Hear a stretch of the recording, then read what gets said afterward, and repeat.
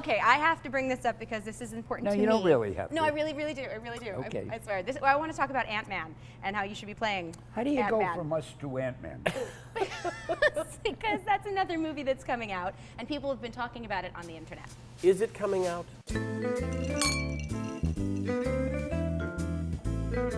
No, not at all. Thank you. I did. Cheers. To you? Hey guys, I'm Jenna Bush here with the legendary Stan Lee. Oh wait, I'm supposed to call you Iconic this time. The iconic legendary Stan Lee.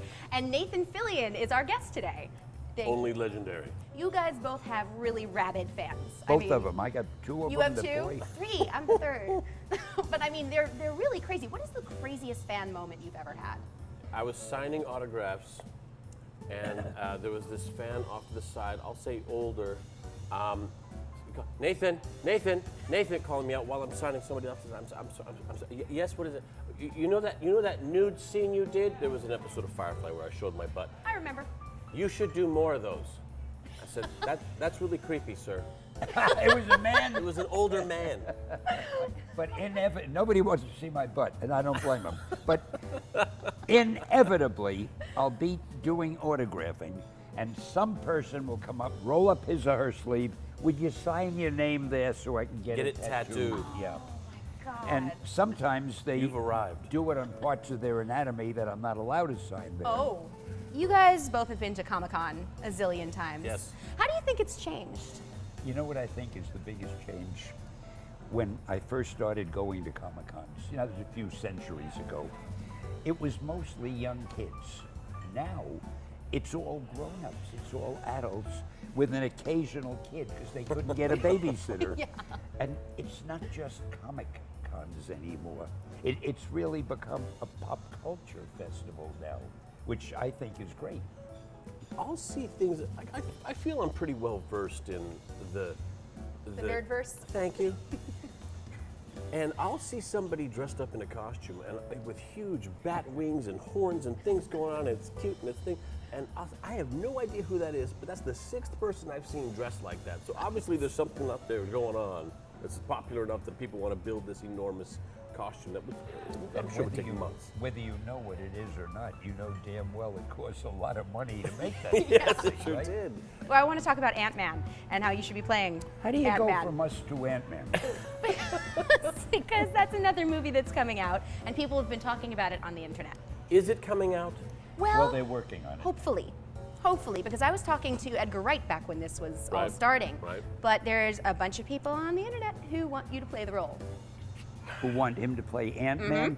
I think he's too big. I agree. We need a guy this size. Oh, right.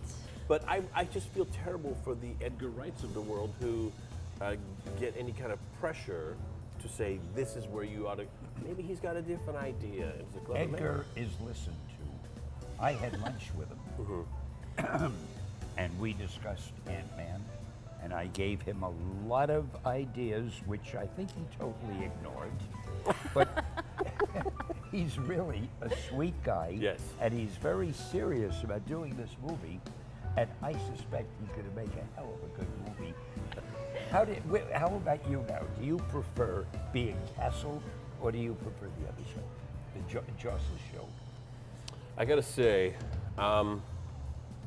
Castle is a lot of fun. That's a lot of fun to have, and it's an easy show. There's not a lot of stunts and shooting and spaceships or anything like that, so it's not special effects heavy or anything like that. But doing Firefly, I had a list of everything I wanted to do on TV, and in Firefly, I flew a spaceship, got shot somebody, rode a horse, Your and shot a bucket horse. list. Right?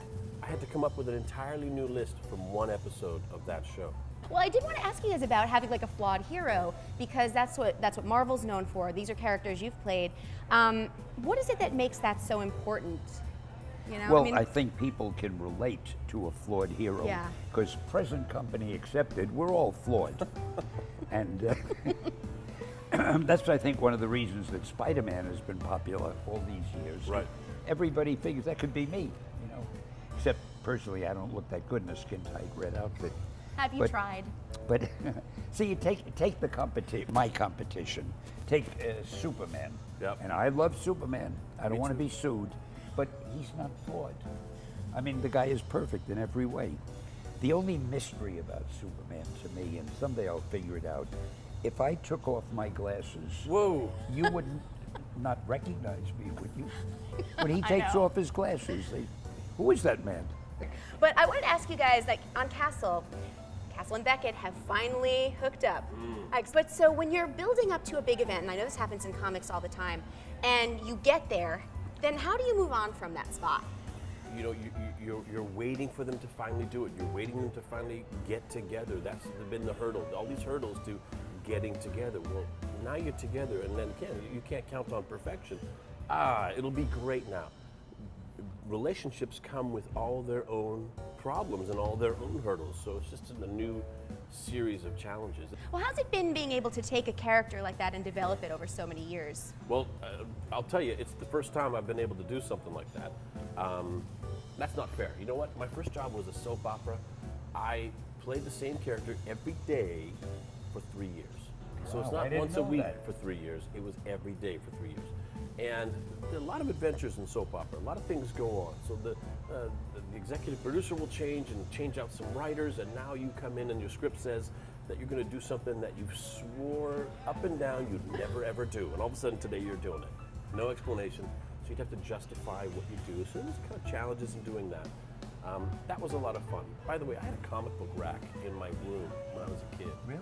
Fun for all ages, comics for everyone. As you just Then he's it not all squeaked bad. and and there's no bearings on it. It was just metal on metal, turning around. But it had all these metal pockets for comics, and all my Spider-Mans were there, and all my X-Men's were there, and all my Fantastic Fours were there. There is bagged. greatness in this man.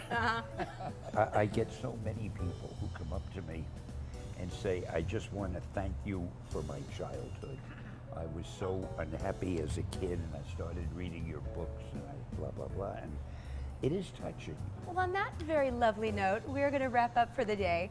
Oh, there's a lot more I could say. Oh, just keep talking. All right, we'll have to do this again. Okay. All right, well, thank you, Stanley. I'm sorry, Legendary. And Nathan, thank you so much for joining us. Thank you, Jenna. Thank you. Great seeing you, Nate. Pleasure, Stan. Thanks Thank for you very coming, much. Really.